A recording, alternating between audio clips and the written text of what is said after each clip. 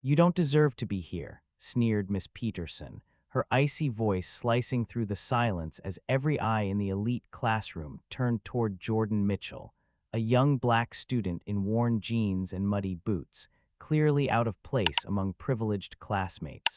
Humiliated in front of everyone simply because he wasn't from a wealthy family, she expected Jordan would quietly leave in shame and never return. But she couldn't have imagined that the very next morning, a powerful roar would shake the grounds of Silver Leaf as a sleek, black helicopter landed dramatically in the center of the schoolyard. From it emerged Jordan's grandfather, a commanding figure whose presence alone forced everyone, including Miss Peterson herself, to rethink every prejudice they'd ever held. The long, winding driveway leading up to Silver Leaf Academy boasted rows of impeccably pruned hedges and a meticulously kept lawn. At first glance, this place seemed like every parent's dream. A historic campus, a legacy of academic excellence, and a student body destined for Ivy League universities. Luxury cars routinely arrived each morning, their passengers stepping out in tailored uniforms and polished shoes. Most of these students were the children of local tycoons, high-powered lawyers, or influential politicians. Silver Leaf Academy wasn't merely a school, it was a status symbol, a silent promise that here you could find the leaders of tomorrow. But on a crisp autumn morning, just as the sun began to bathe the school's imposing marble pillars in gentle gold, something unusual appeared at the edge of the parking lot. A modest pickup truck rattled across the asphalt, coming to a stop among the sleek BMWs and Mercedes. Out stepped Jordan Mitchell, a 13-year-old black student sporting faded jeans, a scuffed pair of boots, and a worn-out backpack that had seen countless summer chores on his family's farm. He was no stranger to early mornings. He'd been up since dawn feeding livestock, gathering eggs, and hauling bags of feed. These chores left faint patches of mud on his boots, a clear contrast to the gleaming footwear around him. Jordan had come to Silver Leaf Academy on a partial scholarship. By day, he studied in the same marble halls as the state senator's children. By afternoon, he'd hurry home to complete more chores than most of his classmates had ever done. He'd keep his head down in the cafeteria, slip quietly into the back row of classes, and do his best to blend in. Yet, blending in was easier said than done. He was one of the very few black students in a sea of privilege, and while the school claimed to champion diversity, deep-rooted prejudices simmered beneath the polished facade. Standing on the front steps, glancing at the swirling leaves on the ground, Jordan drew a sharp breath. A knot formed in his stomach, though he tried to calm himself by remembering his mother's soft voice. "You have every right to be there, Jordan. Never let anyone make you think otherwise." But the day ahead would test Jordan in ways he never expected. For within the hallowed walls of Silver Leaf Academy, a power-hungry teacher named Miss Peterson was about to show her true colors. Under the guise of maintaining strict academic standards, she would become a tyrant, especially toward those she deemed unworthy of standing in her classroom. Little did Miss Peterson know that she was about to cross someone whose quiet resolve ran deeper than she could ever imagine. She thought Jordan would simply slink away in shame. Instead, the next morning, an ominous roar from the sky, a sleek black helicopter descending onto the campus grounds, would shatter every assumption, dismantle years of systemic prejudice, and reveal the unwavering strength of Jordan's family. And after that day, no one, neither Miss Peterson nor the privileged students who mocked Jordan, would see Silver Leaf Academy in the same light again. Chapter 1: Morning Shadows. Jordan Mitchell's days always began before the sun rose. At precisely 5 a.m., his alarm buzzed. The house he shared with his mother, father, and grandfather was small and unassuming, perched on the edge of acres of farmland they leased from a relative. Chickens crowed behind the rickety barn, and the smell of tilled earth greeted him each dawn like a familiar friend. By 6 a.m., Jordan was done feeding the chickens and checking on the horse stalls. His clothes invariably picked up the scent of hay and soil. It didn't bother him, it was home, but it made him self-conscious whenever he stepped onto the campus of Silver Leaf Academy. He hopped into the old pickup with his dad. The roads wound through fields, then suburbs, before finally curving around the imposing iron gates of the school.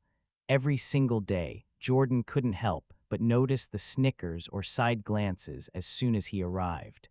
In a place where brand names and polished appearances were silent markers of belonging, Jordan's dusty boots and second-hand backpack made him an anomaly. On this particular autumn morning, one that seemed no different from any other, Jordan felt a twinge of unease. He had a history quiz, a literature assignment, and dreaded the long lines at the cafeteria. Most of all, he dreaded the belittling remarks from his peers. He kept telling himself, stay focused, get good grades, and show them you belong. He had no illusions, however, about how the day might unfold. After all, stories drifted among scholarship students about how Miss Peterson treated certain kids. She was infamous for a cold, clinical sort of prejudice. She never spewed hateful words outright, but her disdain for anyone she deemed beneath Silverleaf's lofty standards was clear enough. Jordan had seen her sour glances at other students who were on financial aid. He even overheard rumors that Miss Peterson had grown up in a wealthy family herself and believed that only the privileged should be here. Jordan shook off his worries, hopped out of the pickup, and prepared to face whatever the day held. Inside, the corridor was busy. Lockers slammed, a swirl of chatter hovered in the air, and the grand hallway's marble floors gleamed.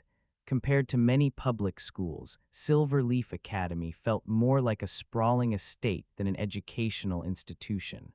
Just as Jordan was putting away his jacket, a group of his classmates strode by. One of them, Ethan Parker, a tall, confident boy with styled hair and an unmistakable aura of money, nudged his friend and smirked in Jordan's direction. "Ready for farm chores, Mitchell," Ethan muttered just loudly enough for Jordan to hear. "You forgot to wipe your boots." A ripple of laughter ensued from the small clique.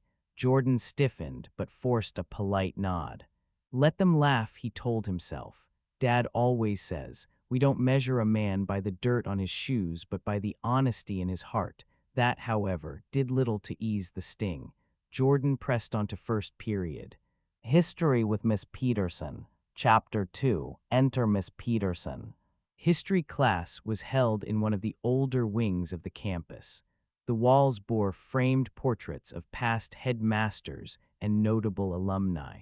Floor-to-ceiling windows overlooked the meticulously manicured lawns.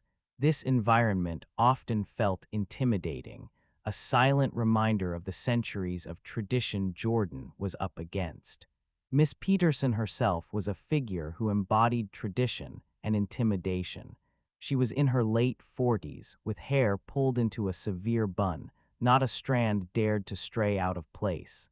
Her immaculate suits matched her polished black heels, and her sharp features radiated cool authority. Many students quietly joked that Miss Peterson was as unyielding as a general, determined to shape her classroom into an elite platoon. Jordan was the second student to arrive. He found his seat in the back row, an old habit from prior schools where quiet corners felt safer. Miss Peterson barely glanced at him. Instead, she was busy preparing her stack of textbooks and color-coded notes. The flags of various countries hung around the classroom to represent the history they'd be covering that year. Everything about Miss Peterson's domain was orderly, intimidatingly so. As the rest of the students trickled in, Ethan among them, an uncomfortable hush settled. Miss Peterson never had to raise her voice. She simply cleared her throat, and that was enough to command attention. "Take out your textbooks," she said coolly, tapping a page on her lesson plan. "Today, we begin our discussion of the American Civil War." Jordan had a fleeting thought. That period of history is so important in addressing the fight for equality, but he kept his mouth shut, unsure what Miss Peterson's stance would be. She began to lecture in a monotone. The American Civil War was a defining moment in this nation's history. It shaped our understanding of states' rights, federal authority, and yes, the question of slavery. Her gaze drifted around the room, eventually settling on Jordan. Instantly, he felt the weight of her stare. He wondered, is she zeroing in on me because I'm a scholarship student, because I'm black, or maybe I'm just imagining it? Yet that heavy stare did not relent. Finally, Miss Peterson singled him out. "Jordan," she said, with an icy tilt to her voice, "would you mind summarizing for the class the main points leading up to the Civil War? After all, a thorough knowledge of history is essential for everyone, wouldn't you say?" Her tone was polite enough to avoid any formal complaints, but Jordan sensed the unspoken challenge. She wanted to see him stumble, to reveal any academic gap. Slowly, he rose from his seat, took a deep breath, and recalled everything he had studied. "Well," he started, eyes flicking over the sea of faces, "there was a fundamental conflict between states that relied heavily on slave labor and those that were industrializing.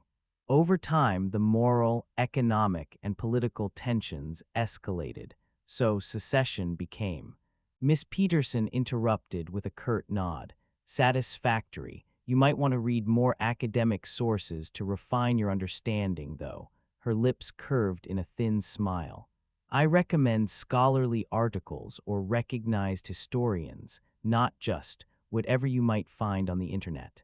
She then turned away dismissively, leaving Jordan to sink back into his seat. The entire exchange took under a minute, but it was enough for him to feel singled out. Was she always so sharp with every student, or did he detect an added layer of disdain when she glanced his way?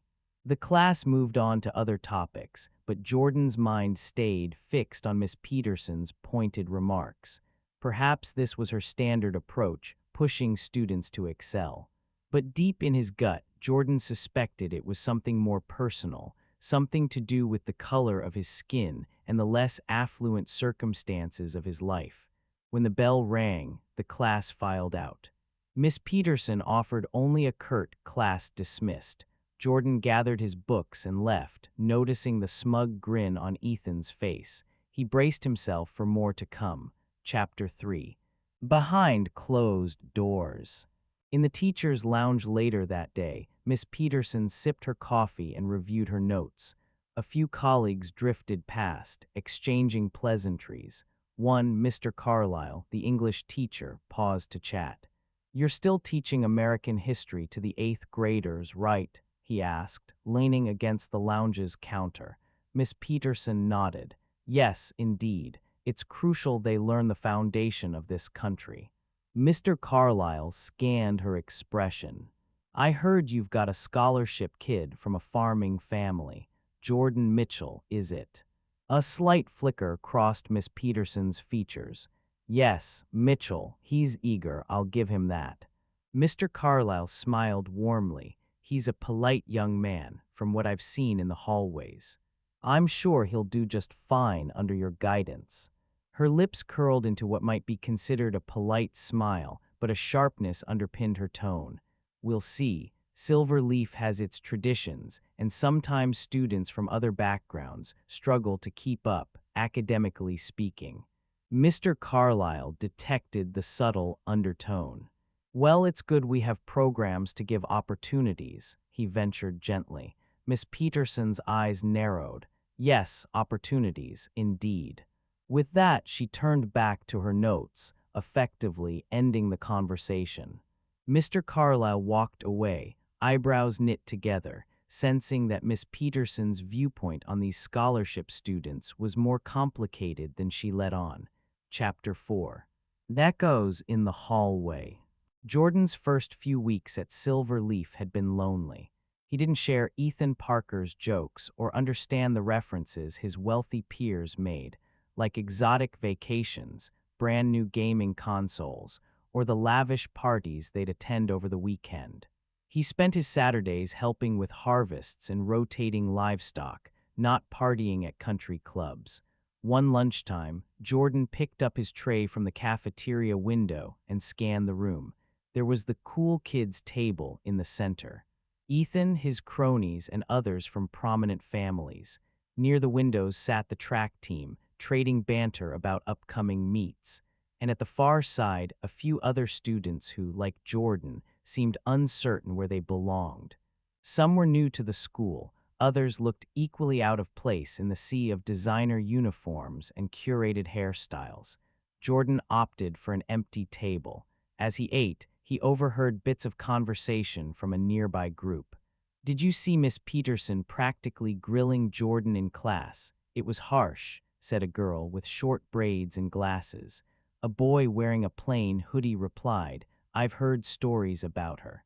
She apparently once made a scholarship student break down in tears after accusing them of plagiarizing, without actual proof." The girl frowned. "That's awful." Jordan's shoulders tensed. He pretended not to hear, but inside, anger flared at Miss Peterson's brand of strictness. Was she truly so determined to chase away anyone who wasn't from an elite background? Across the cafeteria, Ethan and a couple of friends seemed to notice Jordan eating alone. They waved at him sarcastically. One covered his nose as if implying Jordan smelled of manure. Jordan merely lowered his gaze, pushing the encounter aside. There was no point in escalating a scene over a childish gesture, but each barb chipped away at his composure. After school, Jordan hopped back into the pickup to head home.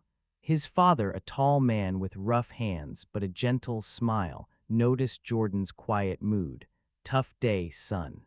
Jordan hesitated. "Just some classmates giving me a hard time, nothing I can't handle." His father nodded. "Remember, your worth doesn't come from their acceptance, and no matter how much money they have, they can't replace honesty, kindness, or courage." Jordan offered a weak smile. "Yeah, thanks, Dad." Yet a part of him questioned if courage alone was enough in a place like Silver Leaf Academy. Chapter 5: The Familiar Battlefield. The next morning, Jordan arrived early to avoid the rush. He needed to review his notes in the library. He cherished the library, a towering, cathedral-like space with stained glass windows and shelves that soared to the ceiling. Among these shelves of old books, he felt free to learn at his own pace. He found a desk in the corner. Spreading out his notes, he immersed himself in a chapter on Reconstruction after the Civil War, trying to get a head start for Miss Peterson's class. The deeper he dove into these historical narratives of struggle, resilience, oppression, and triumph, the more parallels he felt to his own life. Though obviously not as extreme, the feeling of being an outsider resonated. Lost in thought, Jordan almost didn't notice Alyssa Green, a quiet girl with long braids, settle into the chair across from him. She was also a scholarship student, though from a different background. Her parents were teachers at a public school in the city.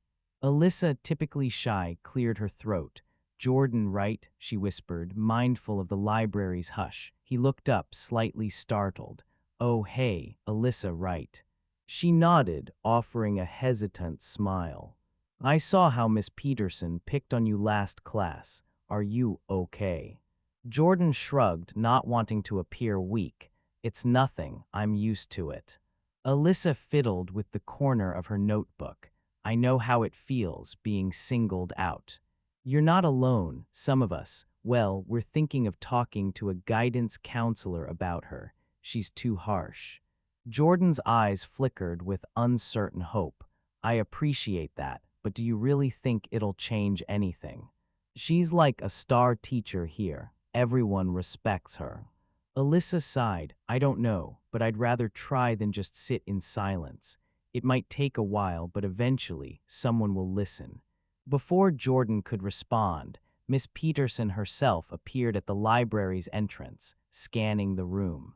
Jordan's heart pounded. He quickly returned to his notes, and Alyssa quietly slipped away. For an instant, Miss Peterson's gaze locked onto him from across the library. A fleeting tension passed through Jordan's body, but Miss Peterson merely turned and left. He exhaled, trying to steady the uneasy feeling in his chest. Perhaps Alyssa was right. Maybe they could do something collectively. For now, though, he felt powerless, overshadowed by Miss Peterson's authority and the school's deeply embedded hierarchy. Chapter 6: When Prejudice Rears Its Head. The day trudged on. Jordan found himself drifting from class to class, always vigilant to subtle jabs. By third period, Miss Peterson's lesson on the Civil War continued. She launched into details about pivotal battles and political movements. It was about states' rights, Miss Peterson declared, but also about the moral question of slavery, an institution that had existed for centuries. Jordan listened intently, but something about her tone made him uneasy. She started calling on various students, always carefully selected, always ensuring the same handful of them got a chance to speak. Then her eyes flicked to Jordan once more. "Jordan," she said, her voice echoing, "do you believe the struggles of those times are relevant to your own situation?" The entire class fell silent, eyes darting between Miss Peterson and Jordan.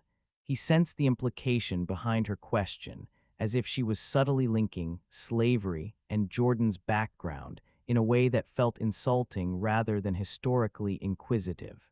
Ethan smirked from the front row, glancing back to gauge Jordan's reaction.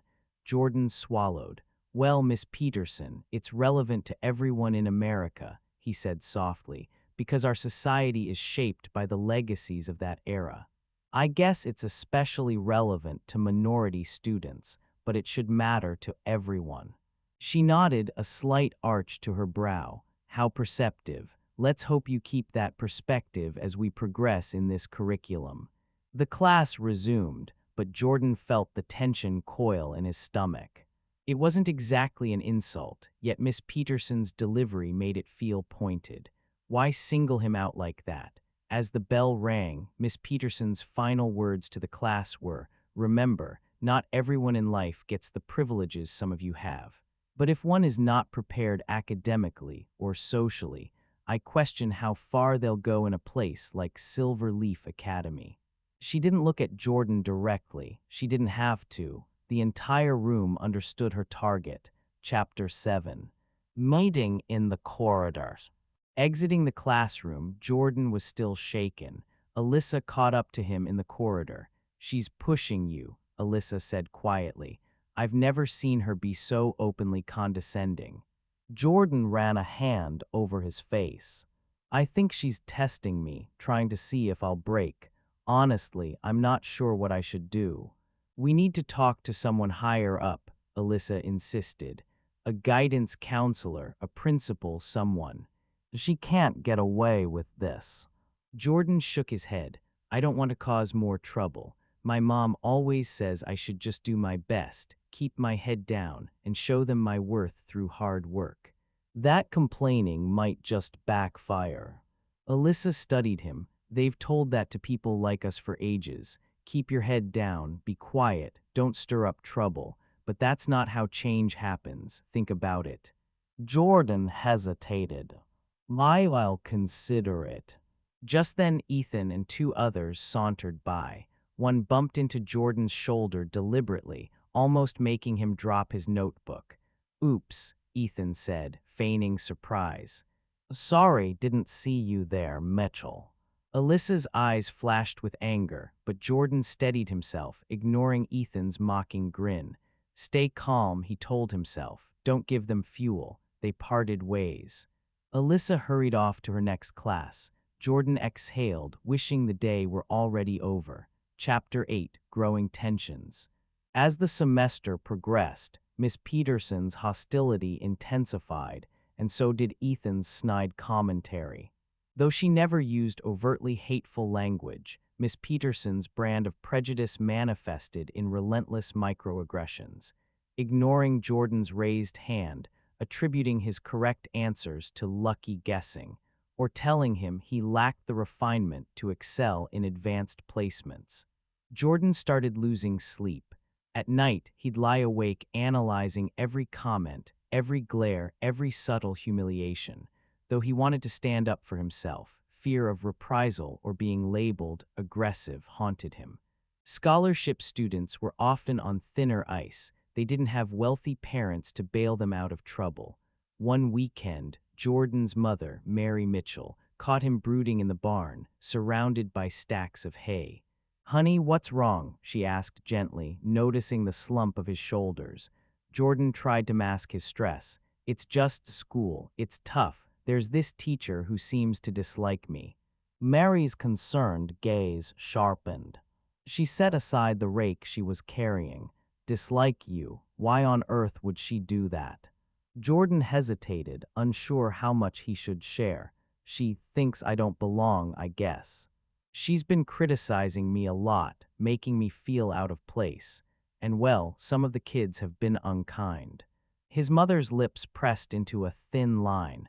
"Son, we've faced worse before. If you let them get to you, they win. But if it goes too far, you need to let us know. We'll figure it out together." Jordan nodded, relieved by the love he felt in her presence, but still weighed down by the reality that returning to school would mean facing Miss Peterson again. What Jordan didn't know was that his mother quietly placed a call that evening, one that would eventually set in motion events Miss Peterson could never have anticipated. Chapter 9. A complaint stirring.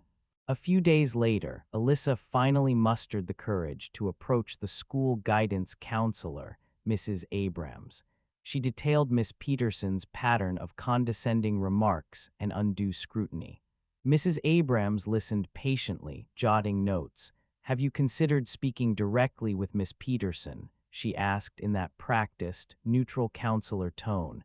Alyssa frowned. "I'm afraid that'll only make things worse. She's really intimidating." Mrs. Abrams tapped her pen on the desk. "I understand. Let me see if there are any existing complaints. If so, we can escalate this to the administration." Alyssa's eyes flickered with a spark of hope. "Okay, thank you." Though Miss Peterson had been reported in the past for being too strict, formal allegations of discriminatory behavior were rare, partly because students feared retaliation, and partly because Miss Peterson was revered by many wealthy parents. She had a reputation for pushing top performers to excel, thus polishing the school's academic image. After Alyssa left, Mrs. Abrams dug into her files. She discovered half a dozen past notes describing Miss Peterson's questionable conduct toward scholarship students. However, no official complaint had been made. She bit her lip, realizing that if these older concerns were aggregated, a case could be made. But the school's administration had a long history of burying such incidents to preserve its pristine reputation. Meanwhile, Jordan had no idea Alyssa was quietly working to protect him. Chapter 10. The Incident. A turning point arrived one morning in the history classroom. The sun filtered through tall windows, giving the old wooden desks a gentle glow. Miss Peterson launched into a discussion of post-war reconstruction. Midway through the lecture, she singled out Jordan again, this time more forcefully. "Jordan, tell me," she said, stepping away from the chalkboard to face him, "do you believe the Freedmen's Bureau actually helped newly emancipated individuals succeed? Or do you think some people are just better off returning to the labor they're suited for?" Her question hung in the air, laced with a barely concealed insinuation. A hush fell, and Jordan felt his chest tighten. He sensed this wasn't purely about history, but rather Miss Peterson using a historical concept to suggest that people like Jordan, farm types, should remain in their place. Gathering his courage, Jordan stood, forcing his voice not to shake.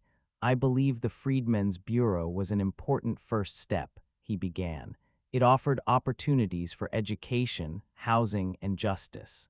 The challenge was that prejudice ran deep and resources were limited." Miss Peterson cut him off with a dismissive wave. "Yes, but let's not pretend that everyone can handle these opportunities. Sometimes it's about knowing your place. A murmur swept through the students. Some looked at Miss Peterson with stunned expressions, others smirked, having expected no less. Jordan's hands curled into fists at his sides. This was too blatant. She'd crossed a line, weaving a historical reference with a personal dig. "Would you care to elaborate, Miss Peterson?" Jordan asked, voice trembling slightly. Her eyebrows rose in feigned surprise. "I'm merely pointing out an undeniable truth. Not every path is meant for everyone. Some people are better suited to manual tasks, and that's perfectly fine." It felt like a dagger. She was effectively telling Jordan he was ill-suited for Silver Leaf's rigorous academic environment. He swallowed the bitter taste of humiliation. For a moment, he considered fighting back, shouting at her, or storming out, but he could already picture Miss Peterson twisting his reaction, labeling him emotional or aggressive. Instead, Jordan quietly closed his textbook, slipped his notes into his backpack, and with unwavering steadiness walked to the door. He refused to meet Miss Peterson's eyes. The rest of the class watched in astonishment. The teacher said nothing, allowing him to go as if it were proof she'd won the exchange.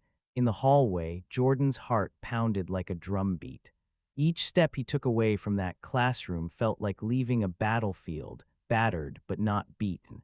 He didn't even pause at his locker. He just kept walking, pushing through the main doors and heading off campus. He couldn't endure another second within Miss Peterson's domain. Chapter 11, Word Spreads Fast. Word of the incident shot through Silver Leaf Academy like a sudden gust of wind. By the afternoon, the story was on everyone's lips. Version 1, Ethan's spin. Jordan had cracked under pressure, apparently disrespecting Miss Peterson by walking out on her lesson. Version 2, Alyssa's perspective. Miss Peterson had humiliated Jordan using borderline racist insinuations. Version 3, the teacher's lounge chatter, a misunderstanding that ended with Miss Peterson's questionable comments. Students speculated wildly. Some said Miss Peterson kicked Jordan out of class. Others claimed Jordan marched away in a dramatic protest. No matter the spin, one thing was clear: tension between Miss Peterson and Jordan had peaked. In the cafeteria, a group of seniors lamented that the school's atmosphere was taking a turn for the worse. A few juniors whispered their concerns about Miss Peterson's track record. "If she's so great," they murmured, "why do these stories of unfairness keep surfacing?" Jordan, however, wasn't there to witness any of this.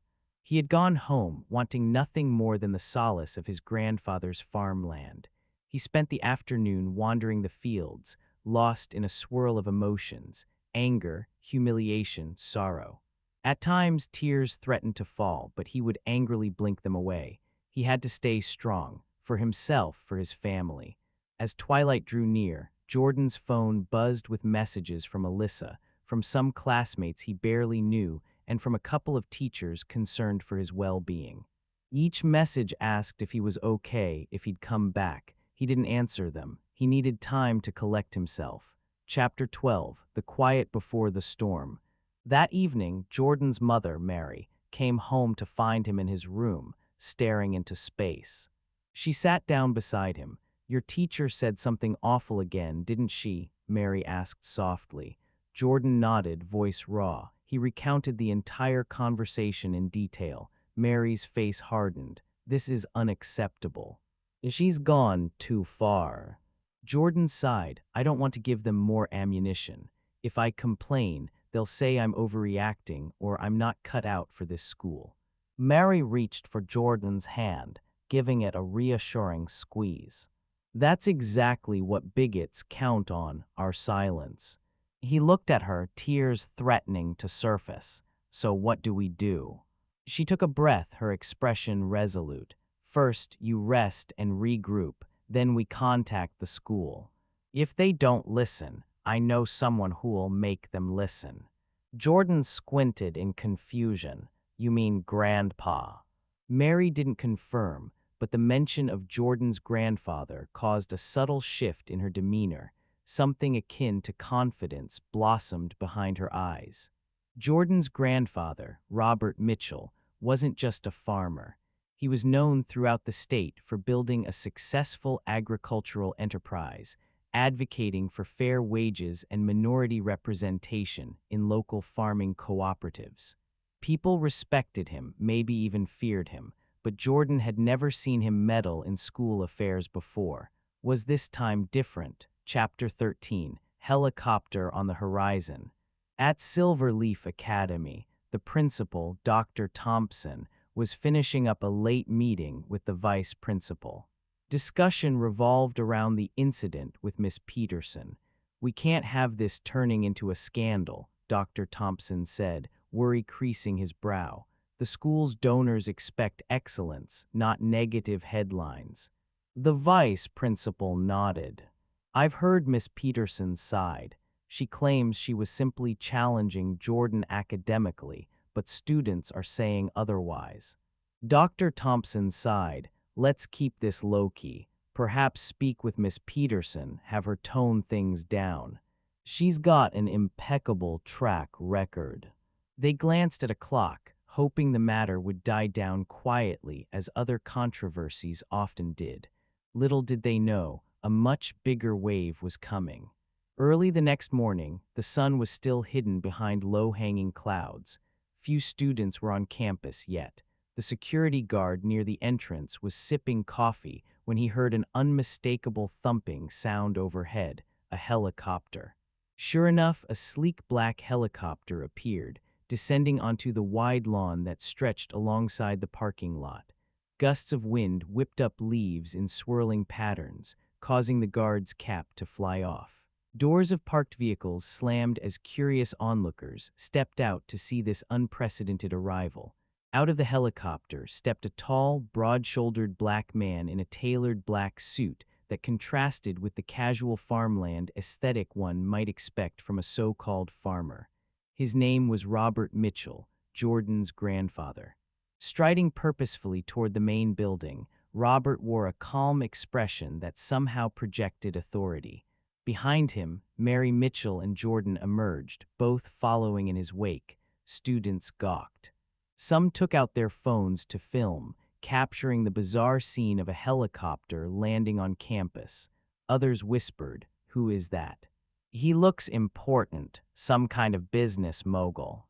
"Wait, is that Jordan Mitchell with him?" Ethan, standing by the entrance with wide eyes, swallowed hard. The confident grin he usually wore dissolved into anxious confusion. The hush that fell over the courtyard felt electric. If Miss Peterson or Dr. Thompson thought they could smother the scandal, it was now evident they had underestimated the Mitchell family. Chapter 14, A Crucial Showdown. Principal Dr. Thompson was in his office, reviewing emails, when the door burst open and his secretary rushed in, stammering about a helicopter and an unexpected visitor. "He says his name is Robert Mitchell," the secretary managed. "He insists on speaking with you immediately." Barely a minute later, Robert Mitchell strode in, trailed by Jordan and Mary. His imposing presence filled the room. Dr. Thompson stood so quickly he nearly knocked over his chair. "Mr. Mitchell, what a surprise," Dr. Thompson stammered, extending a hand. Robert shook it politely but firmly. "Morning, Dr. Thompson. I'm here about my grandson, Jordan, and an incident that took place in Miss Peterson's history class." Dr. Thompson swallowed. Yes, have a seat, please." Jordan and his mother remained standing, while Robert settled into the chair across from the principal. The tension in the office could be cut with a knife. "We've heard only one side so far," Dr. Thompson began diplomatically. Robert Mitchell's voice was even. "I understand. But rest assured, I wouldn't land a helicopter here if this was a minor misunderstanding. My grandson has been repeatedly humiliated by Miss Peterson, singled out because of his background. That ends today." Dr. Thompson's gaze darted to Jordan, who stood quietly. Mary, by her father's side, nodded in support.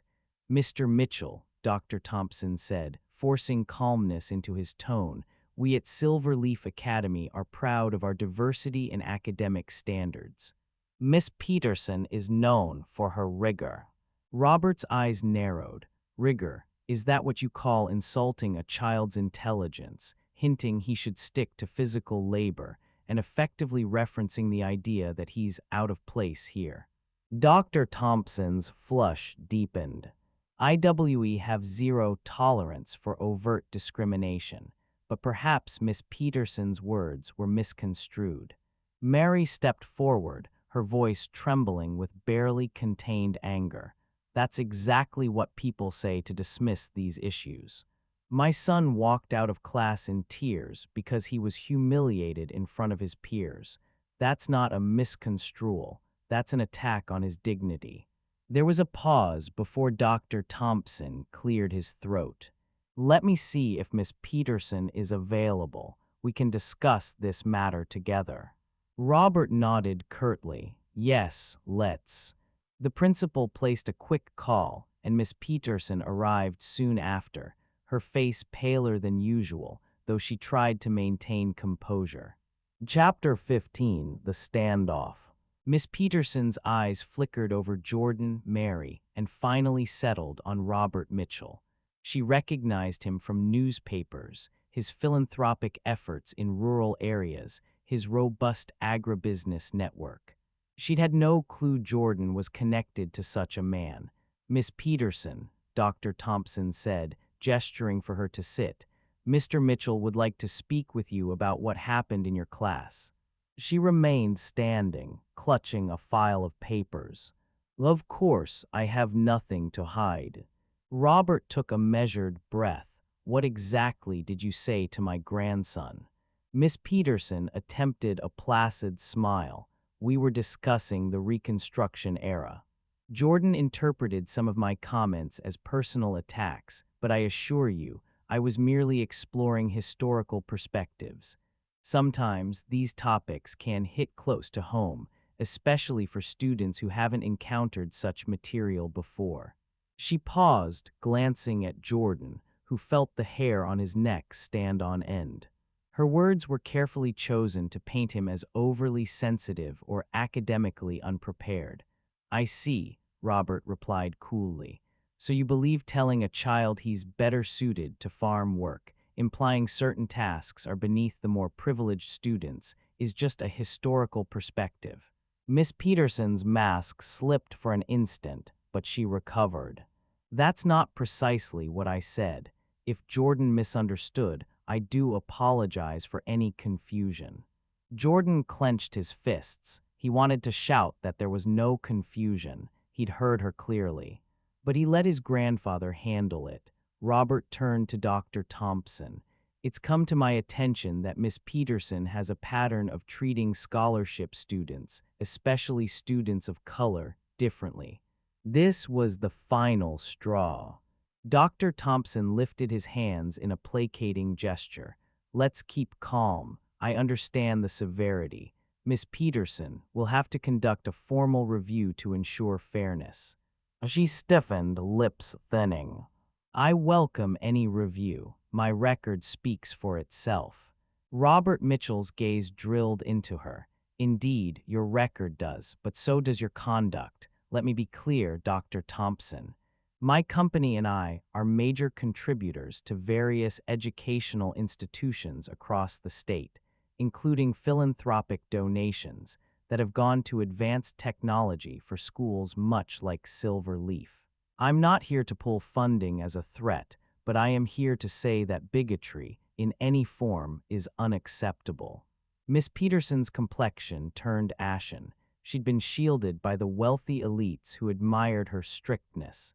Now she was facing a man equally if not more powerful, who wasn't swayed by her reputation. She began, but her voice faltered. I'm sorry Jordan felt singled out. I assure you, it wasn't my intention to. Mary cut her off. You humiliated my son in front of the entire class. You wanted him to feel inferior. Don't disguise that as a lesson in history. A heavy silence descended on the room. Finally, Dr. Thompson cleared his throat again. Let's proceed carefully. Miss Peterson, for now, I'd advise you to step away from teaching Jordan's class until the investigation is complete. She stared at him, shock momentarily paralyzing her. But the curriculum, my advanced unit plan. We'll arrange a substitute for the next couple of days while we speak to the board. Dr. Thompson's tone was sympathetic but firm. We must ensure transparency. Miss Peterson's eyes flickered with outrage, but she had no choice. She bobbed her head stiffly, forcing out, "Yes, of course." Jordan exhaled, feeling an enormous weight lift. At last, Miss Peterson was held accountable, even if only for a moment. Chapter 16, Campus Reactions. When news spread that Miss Peterson had been temporarily removed from teaching Jordan's class, the rumor mill exploded. Some students cheered, thrilled to see the downfall of a teacher who had terrorized them with her harsh methods. Others, especially from wealthier backgrounds, grumbled that Miss Peterson was being unfairly targeted. They admired her strict discipline. Teachers swapped hushed conversations in the lounge, uncertain if this would remain an isolated event or trigger a broader examination of prejudices within the academy. Ethan Parker was uncharacteristically subdued. He'd always felt invincible with Miss Peterson behind him. Her favoritism toward top-tier families was almost an open secret. Now he saw Jordan strolling through the hallway, accompanied by supportive classmates and a quiet new confidence. More students greeted Jordan warmly, including those who used to watch him from the sidelines. Ethan's own clique no longer had the same swagger. They realized that humiliating Jordan might carry real consequences. The power dynamic was shifting, however gradually. Alyssa found Jordan by his locker. "Hey," she said, eyes bright, "I heard the news." Jordan nodded. "Yeah, Miss Peterson is off my back, at least for now. But I wonder if anything will really change." Alyssa shrugged. Change is slow, but it starts somewhere. Jordan thought of the helicopter scene, the hush on campus, as his grandfather appeared. "It definitely started," he said with a small grin. They parted ways, each heading to class. For the first time since Jordan arrived at Silver Leaf, he felt hope. Chapter 17. Old Wounds, New Hopes. That weekend, Jordan accompanied his grandfather on a trip to one of the family's farmland sites. Rolling hills of green spread out before them, the wind carrying the smell of fertile soil. Jordan walked beside Robert, curiosity shining in his eyes. "Grandpa, thank you for defending me," Jordan began, voice tight with emotion. "I wasn't sure if I should even ask for help." Robert paused, resting a hand on Jordan's shoulder. "You didn't have to ask. I knew something was wrong when your mother told me that teacher was humiliating you. This family doesn't stand by while injustice happens." Jordan swallowed. "I just didn't want to cause trouble. I thought I should handle it on my own." Robert's gaze softened. "I understand. Sometimes the world expects us to bear these burdens alone, but you have family, and our family has fought too hard for too long to let these things slide." They continued walking until they reached a clearing overlooking a small lake. Robert sighed, scanning the landscape. "Decades ago, I was told I'd never own more than a few acres of land, that people like us weren't meant to be business owners. Now, we have a thriving network of farms supplying produce across the state. We overcame those barriers, and you, Jordan, will overcome yours." Jordan felt a surge of pride. "I'll do my best, Grandpa." Robert smiled. "I know you will, but remember, you don't have to do it alone." The wind rustled the tall grasses around them, carrying with it the quiet promise of a better tomorrow. Chapter 18, SHIFTS in the classroom. On Monday, Jordan walked into his first period to see a substitute teacher, Mr. Delgado, a soft-spoken man with an easy smile. He introduced himself and explained the new plan. Miss Peterson would not be in class that week. We'll continue the syllabus on the Civil War, but I want to make sure we have open discussions about history's impact on different communities, Mr. Delgado announced. Jordan noticed students exchanging uncertain glances. Was this the start of a more inclusive approach? Mr. Delgado's demeanor felt worlds apart from Miss Peterson's strictness. He was approachable and encouraged questions. When the lesson began, a timid student in the front row asked, "How exactly do these historical injustices connect to modern-day experiences?" Mr. Delgado responded thoughtfully, "It's not just about memorizing facts from centuries ago. The impact of these events resonates in our society, shaping everything from social norms to economic opportunities. And in some cases, individuals still face prejudice because of their heritage." Jordan appreciated the empathy in Mr. Delgado's tone.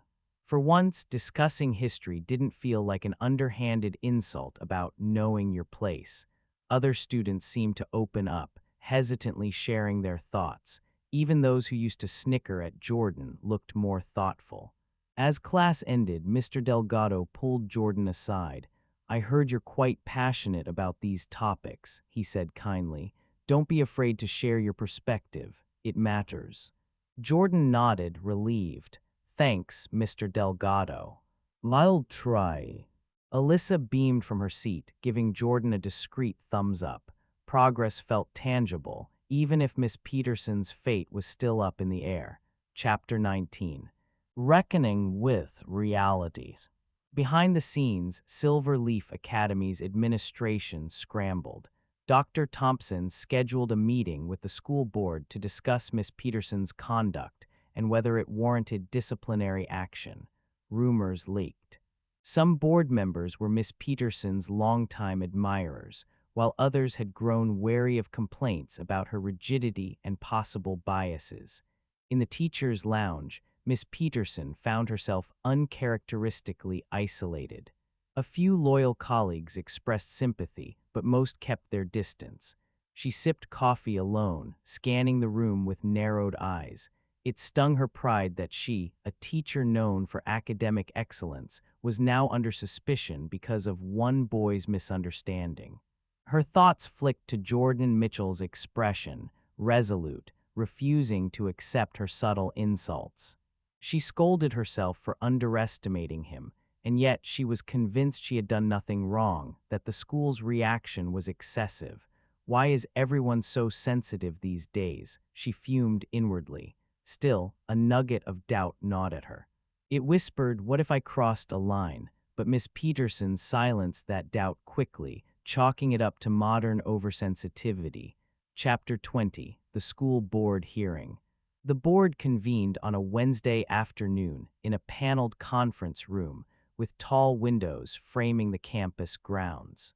Miss Peterson sat at one end of a long table, the principal and vice principal on one side, while a half-dozen board members faced them. Representing Jordan's interests was a school-appointed liaison, though Mary Mitchell and Robert Mitchell were also invited to attend. They arrived as calm yet formidable presences. Jordan, with some apprehension, took a seat between them. A board member, Miss Langston, rapped her knuckles on the table. "We're here to address concerns raised about Miss Peterson's conduct toward Jordan Mitchell, a student at Silver Leaf Academy." "Let's proceed with statements." Dr. Thompson cleared his throat and summarized the incident, Miss Peterson's remarks, Jordan walking out, and the subsequent complaints. He cited Miss Peterson's past record of disciplinary complaints, though minor, for an overly strict demeanor. Miss Peterson then delivered a measured defense. She insisted she'd never intended to disparage Jordan's background, only to emphasize that if a student didn't have certain academic foundations, they might struggle. She refused to see how her words could be viewed as prejudiced. After she finished, Mary Mitchell spoke. Her voice wavered slightly at first, but it grew stronger. I've watched my son come home distraught, feeling unworthy of this school. Miss Peterson's comments were not just about academics, they were personal. It was an attack on who he is and where he comes from. Robert Mitchell added calmly, I have built a successful agribusiness, yet I started with little more than what Jordan has now. Telling him he's better suited to labor tasks is more than a slight. It echoes a past we've tried to move beyond. Some board members looked visibly uncomfortable. Miss Langston nodded thoughtfully. Miss Peterson, do you have any remorse for how your words could be interpreted? The teacher's posture stiffened. I'm sorry if Jordan felt upset. I truly am, but my job is to prepare students for high-level study. If some students can't keep up, it's my responsibility to point that out. A murmur went through the room. Responsibility to point that out. The phrasing sounded harsh, almost cruel. Miss Langston exchanged glances with another board member, Mr. Pierce, who scribbled notes. In the end, Miss Langston said, We'll review the evidence and statements. Miss Peterson, you're on administrative leave until we reach a conclusion. Miss Peterson paled. Administrative leave. Yes, Miss Langston said. For now, Mr. Delgado will continue teaching your classes. We expect to announce our decision within a week. With that, the meeting adjourned. Miss Peterson left in silence, her face drawn. Jordan, Mary, and Robert exchanged looks of relief, though they sensed the battle was not fully won. Still, it was a significant step.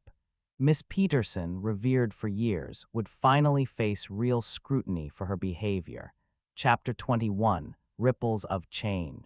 The following day, word of Miss Peterson's administrative leave rippled across campus. Some students cheered.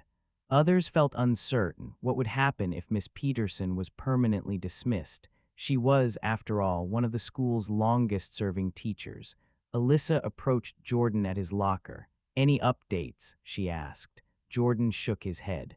We're waiting on the board's decision. Either they discipline her, or she might come back with some conditions. I'm not sure.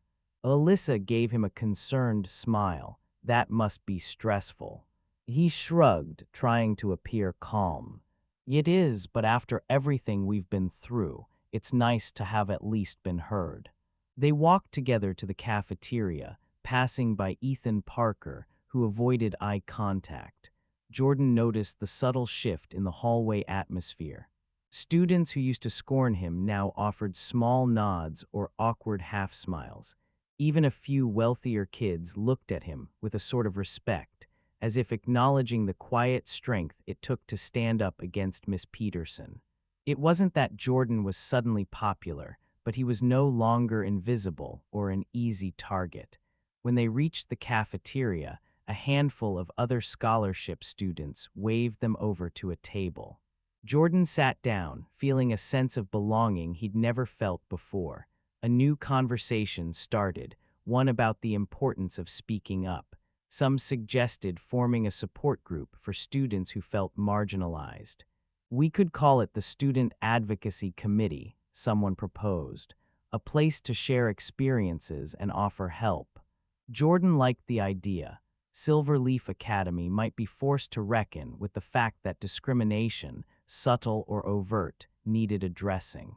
If Miss Peterson's case sparked that conversation, perhaps it would lead to real, lasting change. Chapter 22, Forging Allies. Surprisingly, a few days later, Ethan Parker approached Jordan. It happened after final period near the rows of lockers. Ethan was alone, his usual entourage absent. Hey, Ethan muttered, shifting his weight awkwardly. Jordan slid a textbook into his backpack. Oh, yes.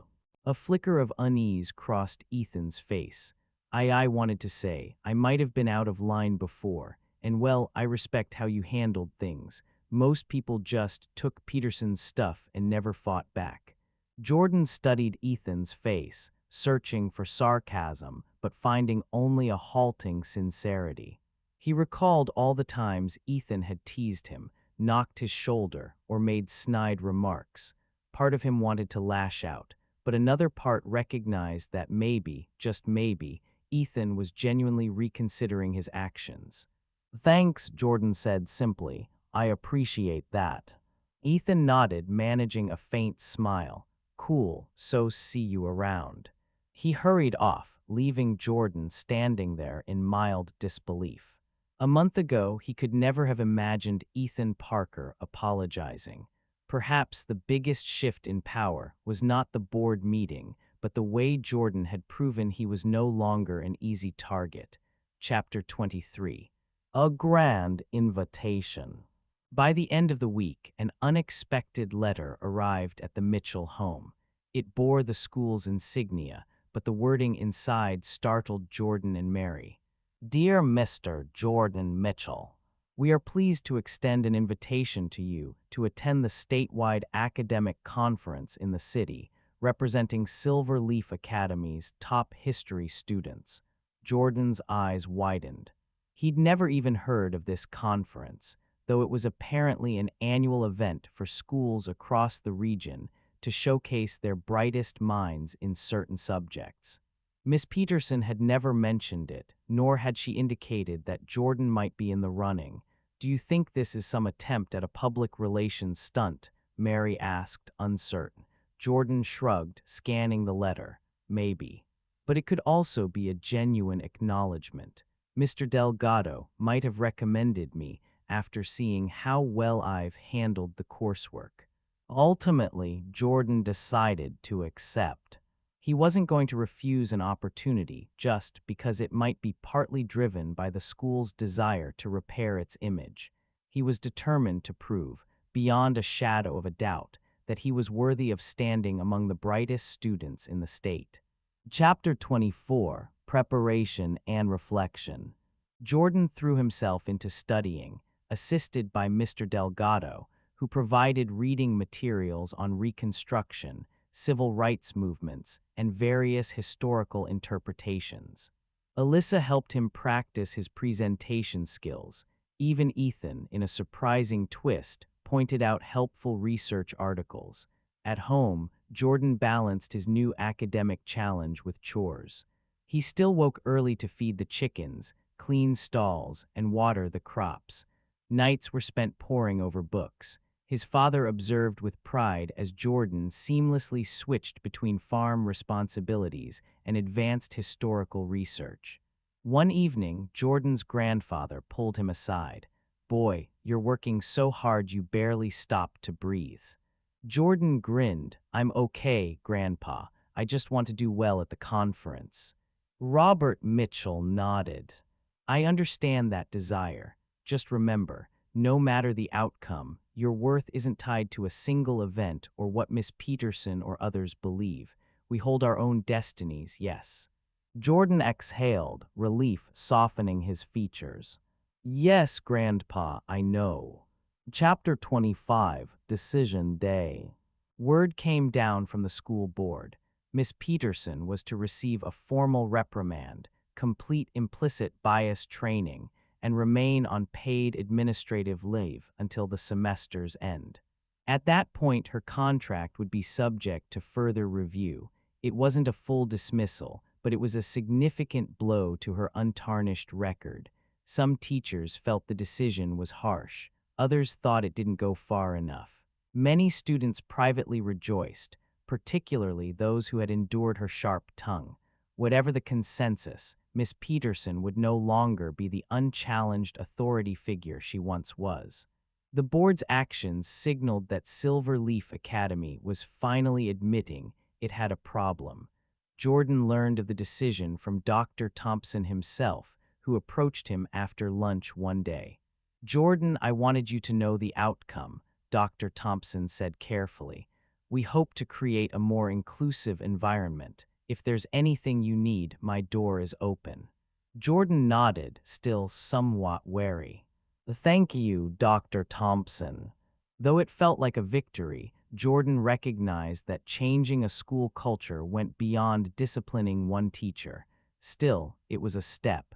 Chapter 26. The Academic Conference. bright and early Saturday morning, Jordan and Alyssa arrived at the local university's conference center. The building buzzed with hundreds of students from across the state. Each school had a booth or table showcasing their top academic projects. Silverleaf Academy's area displayed polished trifolds, historical timelines, and printed essays on major U.S. historical events. Jordan's exhibit focused on Reconstruction's impact on modern race relations, tying it back to personal experiences and a call for ongoing dialogue. The piece was thorough, citing both established historians and contemporary scholarship. Mr. Delgado stood behind Jordan proudly. At precisely 10:00 a.m., judges roamed the aisles, stopping at each booth. When they reached Jordan, he took a breath and began. My project explores how the promises of Reconstruction were partly realized, but also restricted by systemic barriers. I aim to show how these historical lessons remain deeply relevant, especially for students in diverse schools. The judges listened intently, nodding at the references to modern scholarship. One judge, a professor from a well-respected university, asked probing questions, clearly impressed by Jordan's thorough understanding. By noon, Jordan was mentally exhausted but exhilarated. Meanwhile, Alyssa and other participants delivered presentations of their own. The entire event hummed with bright minds and spirited discussions. As a scholarship kid from a farm, Jordan felt both proud and slightly overwhelmed, yet he handled every question with poise. He could almost sense Miss Peterson's disapproving glare in the back of his mind, and that only fueled his determination further. Chapter 27, A Triumph. In the late afternoon, the conference hosts announced the winners of various categories. When it came to the Best Historical Integration and Contemporary Relevance Award, Jordan's heart pounded in his ears. He'd learned a lot from this journey, but never expected to actually win. The award goes to Jordan Mitchell from Silverleaf Academy. Cheers erupted. Jordan froze for a moment in disbelief before stepping onto the stage. Applause thundered, and he spotted Alyssa beaming with excitement, Mr. Delgado clapping proudly. A swirl of flash photography accompanied the handshake from the conference organizer. They handed Jordan a small trophy and a certificate. "Congratulations," the organizer said. "Your passion and clarity stood out among the entrants. Keep digging deeper into our shared history. It's students like you who keep it alive." Jordan thanked them, voice trembling with emotion. He glanced around at the sea of smiling faces. For so long, he'd worried that he didn't belong at Silverleaf. Yet here he was, standing before an audience that acknowledged his work not just as good for a scholarship kid, but as truly exceptional on its own merits. Chapter 28, Homecoming and Surprises. When Jordan returned home that night, an impromptu celebration awaited. His mother had baked a chocolate cake, and a few family friends dropped by. The small living room brimmed with warmth and applause as Jordan showed off his trophy, somewhat embarrassed by the attention. "This is just the start," Mary said, hugging Jordan. "I always knew you could accomplish great things." Jordan's father and grandfather nodded proudly, each in their own reserved way. They had never doubted him, but they also knew how harsh the world could be. Tonight, though, was all about hope and pride. Exhausted, Jordan finally settled onto the sofa. He stared at the trophy, reflecting on the past few tumultuous weeks.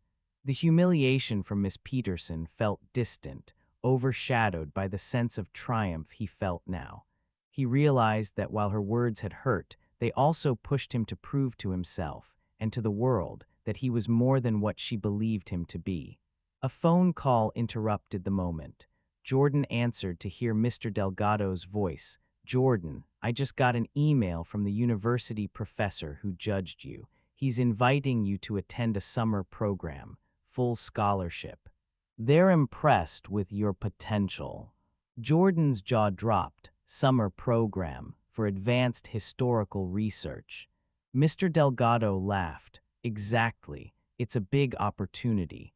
You'll get to work with college-level materials and meet other young historians. Jordan glanced at his family's expectant faces. With a wide grin, he nodded into the phone.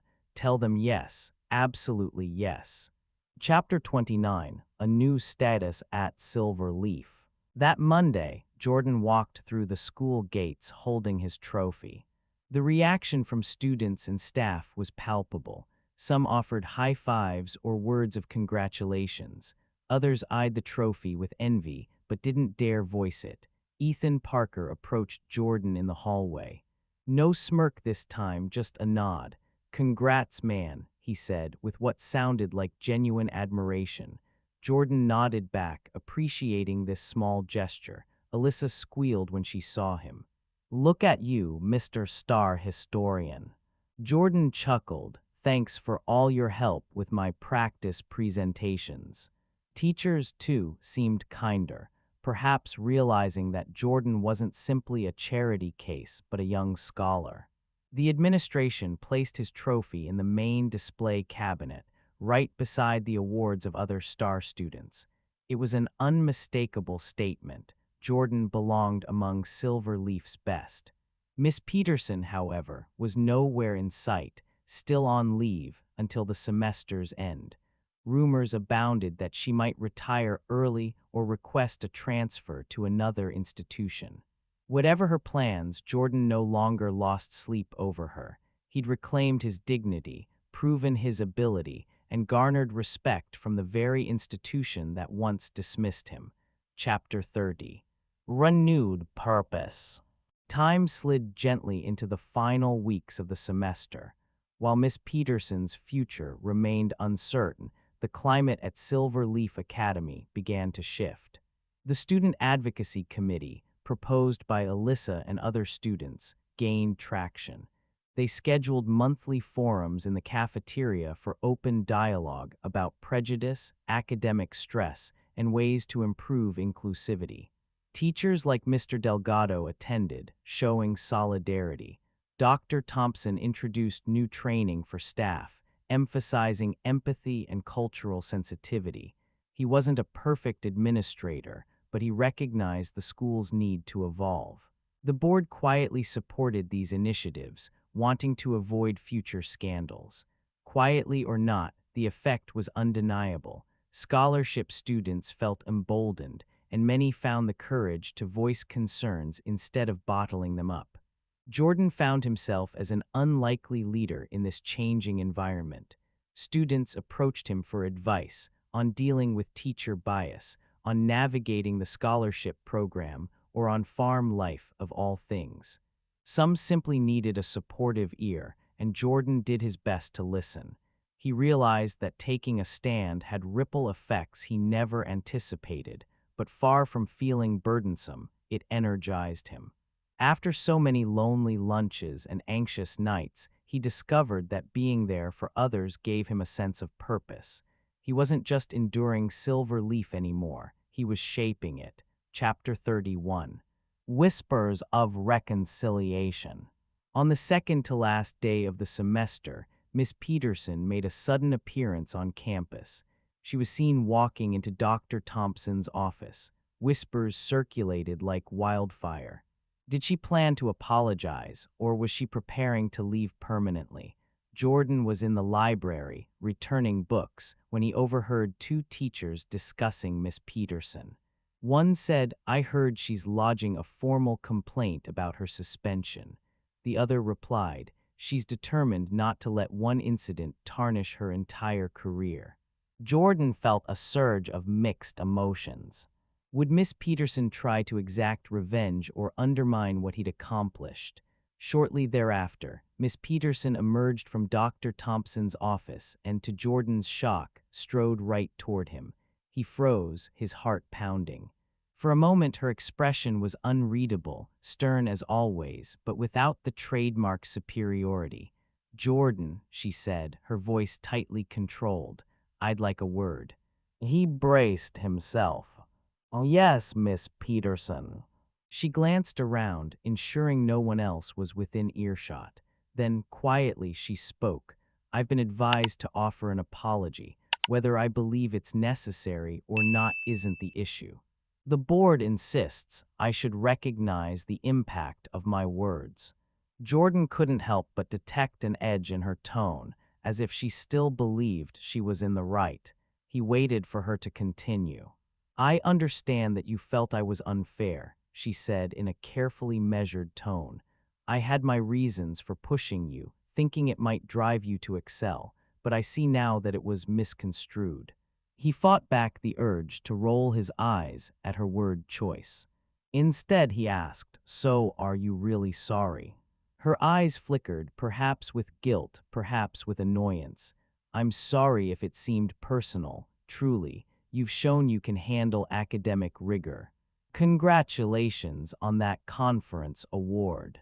Jordan nodded, uncertain how to respond. Part of him wanted a heartfelt apology, an admission that she had indeed been discriminatory. Another part of him knew this was the best he'd get from Miss Peterson. Perhaps, in her own way, she was trying to salvage a shred of integrity. "Thank you," was all he said, meeting her gaze evenly. Miss Peterson seemed about to say more, but then she simply turned and walked away. Jordan released a breath he hadn't realized he was holding. It wasn't the tidy closure he'd dreamt of, but it did signal an end to their conflict. He felt relief flood through him. Chapter 32, the last day of the semester. The final day of classes arrived. Students bustled about, turning in textbooks, cleaning out lockers, and eagerly discussing summer plans. Jordan felt a surge of pride as he dropped off his final project, a research paper on the lingering effects of Reconstruction. Mr. Delgado applauded his effort, predicting he'd get top marks. In the cafeteria, a year-end party atmosphere prevailed. Tables were laden with snacks, music played softly from someone's portable speaker, and students moved around exchanging yearbooks for signatures. Jordan received multiple requests from classmates to sign their yearbooks, an unexpected but heartwarming shift from when he first arrived. In the midst of the celebration, Dr. Thompson took the microphone for a brief announcement. "I want to commend all of our students for a successful semester. Special congratulations to Jordan Mitchell for his outstanding achievement at the academic conference. Silver Leaf Academy is proud to have you as part of our community." Applause rang out. Jordan felt his cheeks heat up but managed a gracious nod. He spotted Ethan clapping politely, Alyssa beaming, and other scholarship kids cheering with genuine excitement. For a moment, the prejudice and tension of prior months seemed far away, replaced by a new sense of unity. Chapter 33, Summer on the Horizon. With the semester over, Jordan took a few days to rest before heading off to the summer program. He returned to normal chores on the farm, mending fences, feeding chickens, and driving the old tractor alongside his father. Despite everything that had happened, the familiar routine was a comfort, grounding him in the reality of who he was and where he came from. One afternoon, as he was stacking hay bales, his phone pinged with a message. It was from Ethan Parker. Jordan stared at the screen in disbelief. "Hey Jordan, just wanted to say good luck this summer. I'm going to a sports camp. Maybe see you next year, Ethan." Jordan smiled faintly. The text was short, but it represented a huge step for the boy who once sneered at Jordan for wearing muddy boots. Maybe people could change, given the right impetus. Later he sat on the porch, sipping lemonade with his mother. She turned to him, eyes shining. "You've grown so much, Jordan, you know that." He shrugged, "Have I?" Mary laughed softly. "You stood up for yourself, fought for respect, and ended up changing the school more than you realize." Jordan looked across the fields, the setting sun painting everything in gold. "I guess so. It still feels surreal." His mother placed a hand on his. "Just know that whatever you face next in that summer program or beyond, your family has your back, and now you know your own strength." Jordan squeezed her hand in return. Thanks, Mom." A breeze rustled the leaves overhead, ushering in twilight. In that gentle hush, Jordan felt hopeful, confident, and content. Chapter 34, The Summer Program, Part I. When Jordan arrived at the university for the summer program, he was immediately struck by the diversity of the participants. Teens from various backgrounds, urban, rural, wealthy, modest, gathered to explore history, literature, and cultural studies. A few recognized Jordan from the academic conference, greeting him with warm familiarity. He was assigned to a dorm room with another rising sophomore named Daniel, whose parents were professors at a local community college. Their first night, they chatted about historical events, favorite novels, and the best pizza spots in the city. During lectures, Jordan soaked up knowledge from university professors who treated him like a budding scholar rather than a kid. One professor, Dr. Reese, specialized in African American history.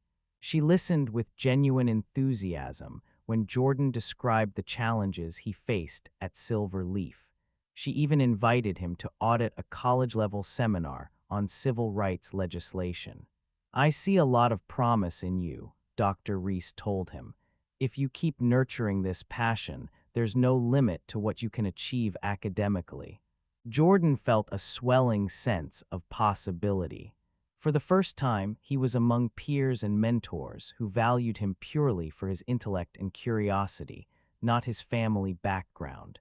Nobody asked if he was better suited to manual labor. Instead, they commended his insight and thirst for knowledge. Chapter 35, The Summer Program, Part II. Days melted into an enriching routine. Morning lectures, afternoon group discussions, evenings spent in the library or exploring the campus. Jordan gravitated toward topics on post-Reconstruction, drawing parallels to contemporary issues of racial equity. He formed friendships with a diverse mix of students, Maria, who wanted to highlight Latin American history in mainstream curricula. Shay, who had a passion for teaching and wanted to be the kind of teacher Miss Peterson was not. And Trevor, a charismatic athlete who found in-depth historical research surprisingly cool. One evening, as they chatted in the dorm lounge, Shay confided in Jordan. "I used to think I couldn't become a teacher because I don't fit the stereotypical mold. But your story, it inspired me. You faced down a teacher who was basically gatekeeping the profession.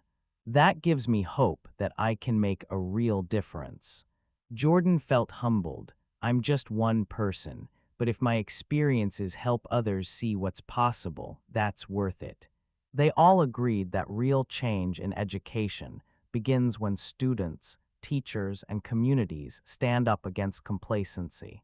Jordan saw that Miss Peterson's prejudice wasn't unique. Other schools had their own versions of Miss Peterson, but that also meant others, like Jordan, were pushing back and forging new paths. Chapter 36. A Midsummer Visit. Halfway through the program, Mary and Robert Mitchell made the trip to the university to visit Jordan. They found him sitting under a centuries-old oak on the campus lawn, reading a thick textbook about civil rights litigation. He sprang to his feet upon seeing them. "How's everything on the farm?" he asked eagerly. Robert chuckled. "We manage. Your father's roped me into mending that old fence line near the creek. It keeps us busy." "More importantly, how are you holding up here, scholar?" Jordan laughed, hugging them both. "It's amazing. I've learned so much and met people from all backgrounds. It's eye-opening." Mary surveyed the campus with admiration. "I'm so proud of you, Jordan. You look happier, like you finally feel at home in an academic setting." Jordan nodded, swallowing a lump in his throat. "I do. I mean, I miss home sometimes, but this is incredible."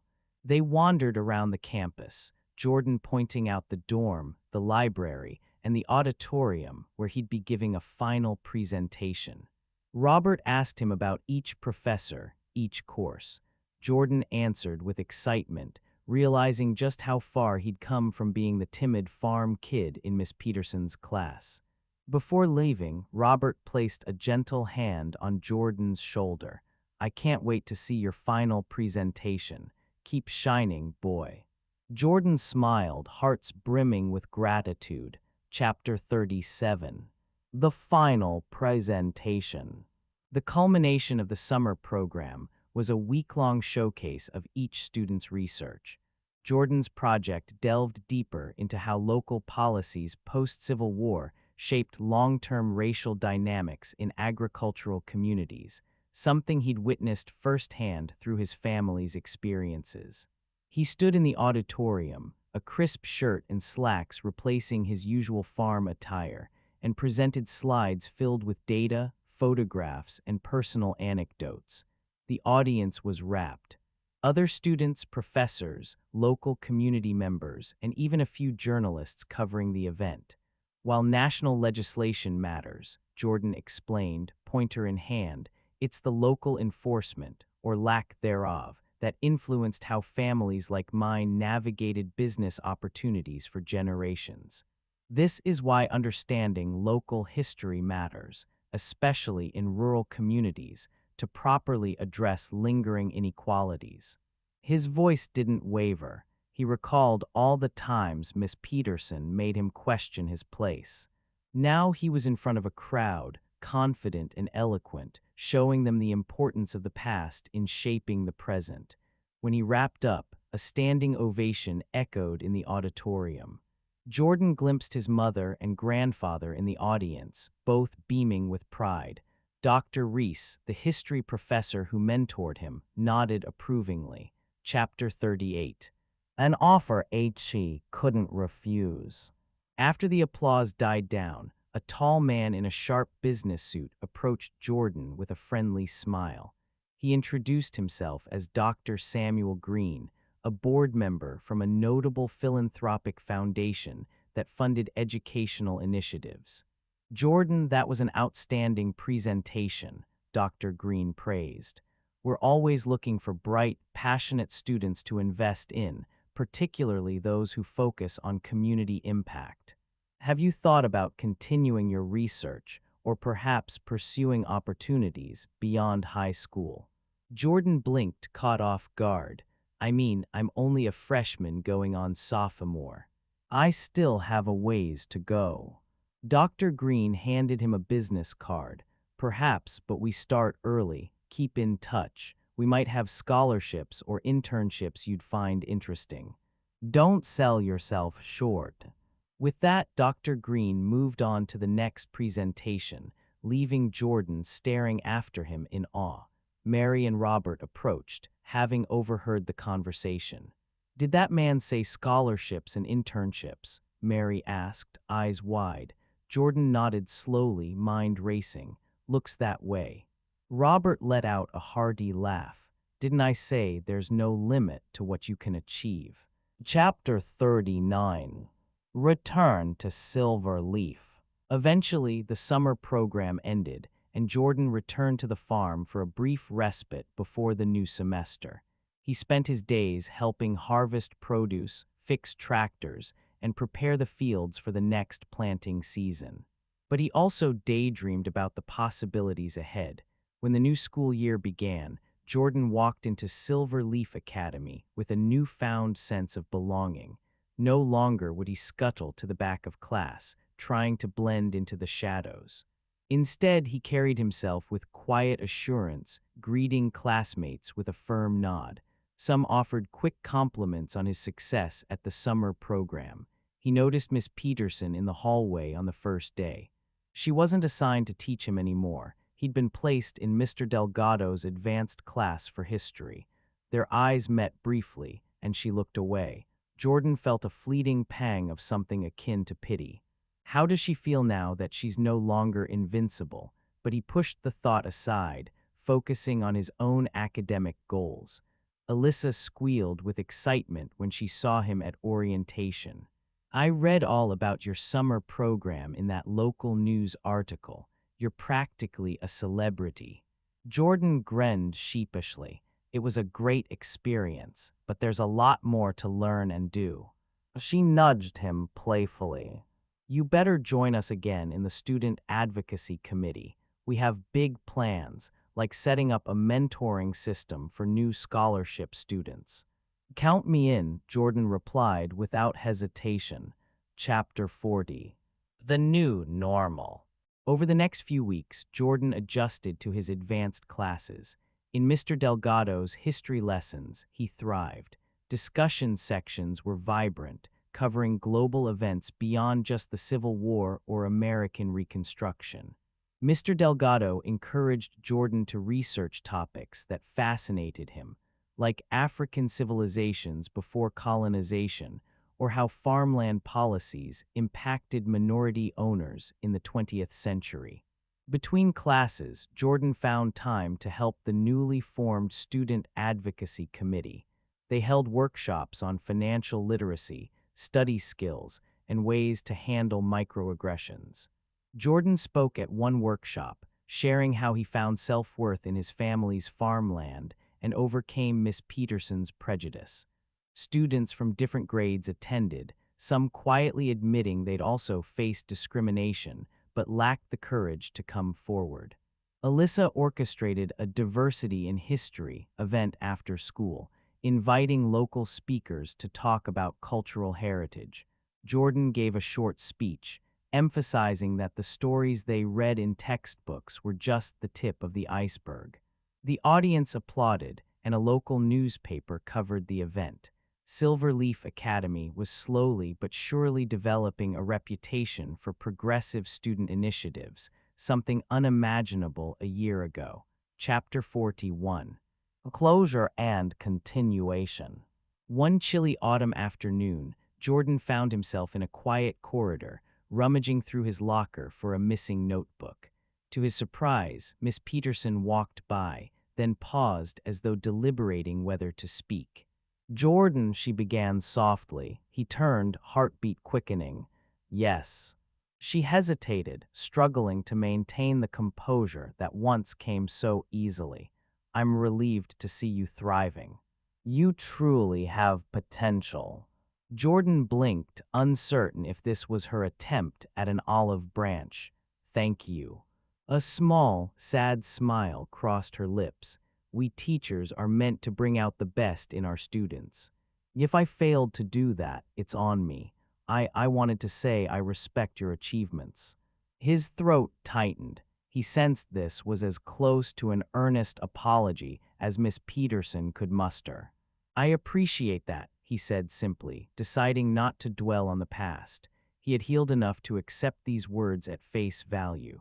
She nodded, then quietly continued down the hall, leaving Jordan with a swirl of emotions. Pity, relief, and maybe a trace of forgiveness. He understood that people seldom change overnight, but at least Miss Peterson had recognized a glimmer of her mistake. Chapter 42. The Grand Announcement.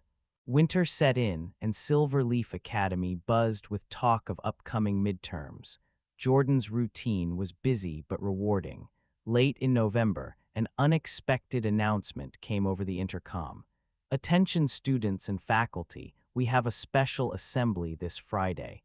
A major donor will be unveiling exciting news about new programs. Attendance is mandatory." Immediately, rumors exploded. Some said it was a technology firm donating laptops. Others guessed it might be a sports facility expansion. Jordan had a hunch that his grandfather could be involved, especially after the helicopter stunt. But Robert hadn't mentioned anything recently. Sure enough, Friday arrived, and the entire school gathered in the auditorium.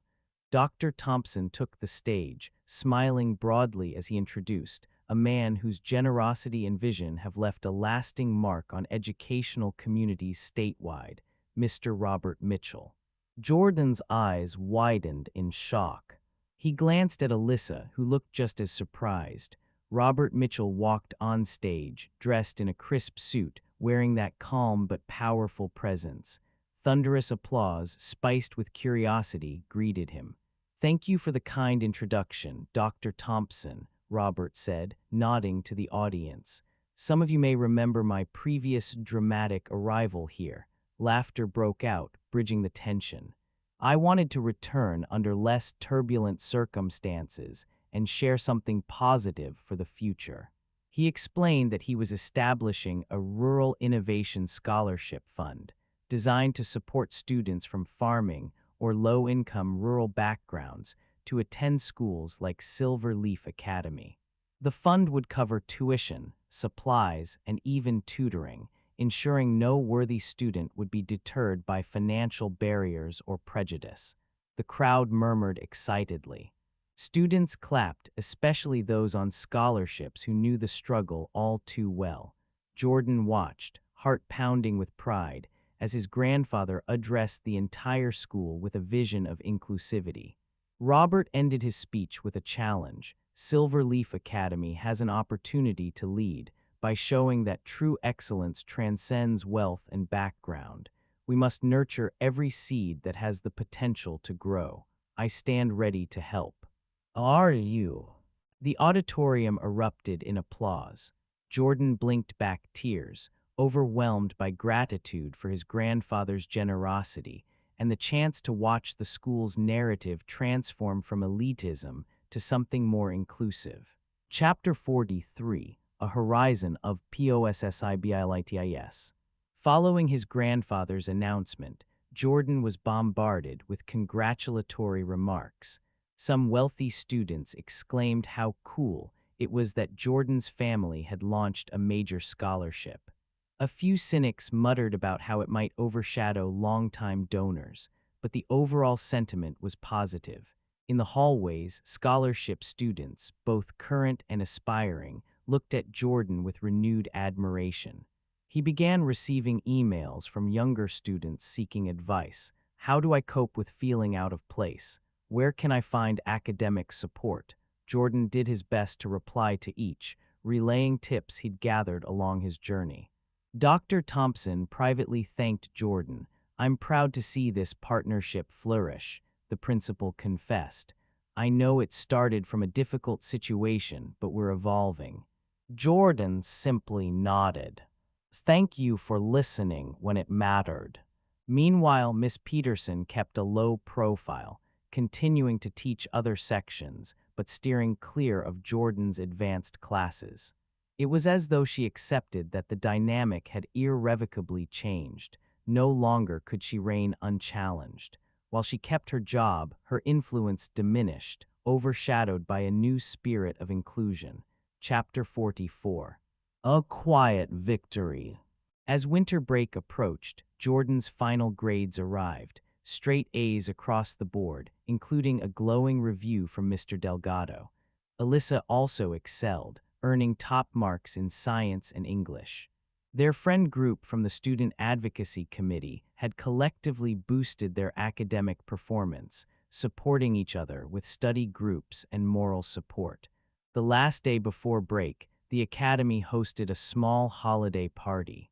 Lights twinkled in the courtyard, and hot cocoa flowed freely. Jordan and Alyssa meandered around, soaking in the festive atmosphere. They spotted Ethan Parker, who waved them over. He was helping set up a booth collecting donations for a local children's charity. No trace remained of the arrogant boy who once mocked Jordan's boots. They chatted amicably about their winter plans. Ethan was heading to Colorado to ski. Alyssa was visiting relatives out of state, and Jordan would help with the farm's winter chores while also reading new history books recommended by Dr. Reese. Who'd have thought we'd all be here, hanging out like this? Ethan mused, wrapping a scarf tighter around his neck. Life's funny. Jordan simply smiled. It really is. That moment encapsulated how far they'd come. From the day Jordan first trudged into school in muddy boots, humiliated by Miss Peterson, to a sense of camaraderie and respect among classmates. Chapter 45. For you, the reader, call to action. And so, as Jordan Mitchell's second semester at Silver Leaf Academy drew to a close, he reflected on the remarkable journey. He once believed humility meant staying silent, enduring the cruelty of those who ridiculed his origins. But he discovered that standing up for oneself isn't about causing trouble, it's about claiming the respect everyone deserves. he didn't do it alone. Family, friends, supportive teachers, they all played a role. Even Miss Peterson, in her own twisted way, propelled him to prove his worth. The experience reshaped Silver Leaf Academy's culture, sparking discussions about fairness and opening the door for more scholarship students to thrive in a place once dominated by elitism.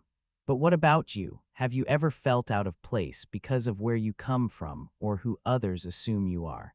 Have you ever faced discrimination and wondered if speaking up was worth the risk? Or maybe you've witnessed injustice silently and felt unsure about how to help. Jordan's story reminds us that change begins when we break the silence.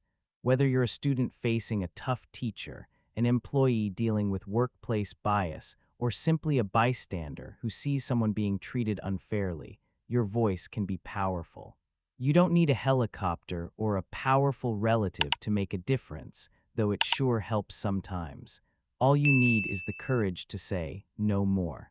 Reflect on your own situation. Share your experience or perspective in the comments, because chances are someone else out there is going through the same thing. Take action, even if it's small. Speak to a counselor, form a support group, stand beside someone who's alone. If you've enjoyed this story and want to see more uplifting, inspiring content, please like, subscribe, and share this video. By doing so, you're helping us spread the message that respect isn't about power or privilege. It's about recognizing the dignity in every human being.